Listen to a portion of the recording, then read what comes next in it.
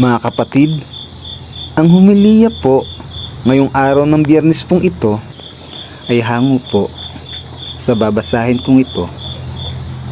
Lucas, Kapitulo 10, versikulo 1 hanggang 9. Isinugo ni Jesus ang 72. Pagkatapos nito, pumili ang Panginoon ng 72.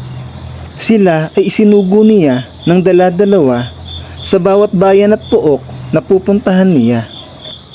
Sinabi niya sa kanila, napakarami ng aanihin, ngunit kakaunti ang mga mag-aani.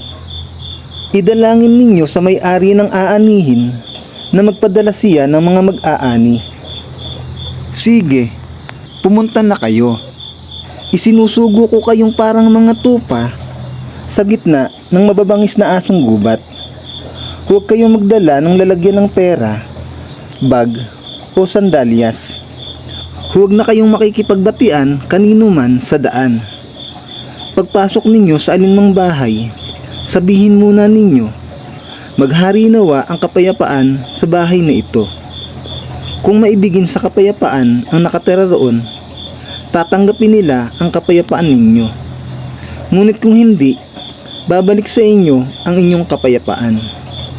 Makituloy kayo sa bahay na iyan at huwag kayong magpalipat-lipat ng tinutuluyan.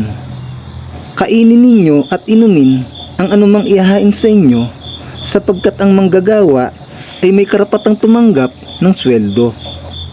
Kapag tinanggap kayo sa alinmang bayan, kainin ninyo ang anumang ihahain sa inyo. Pagalingin ninyo ang mga may sakit at sabihin sa mga taga roon, malapit na kayong pagharian ng Diyos. Ang mabuting balita ng Panginoon. Pinupuri ka namin, Panginoong Hesukristo.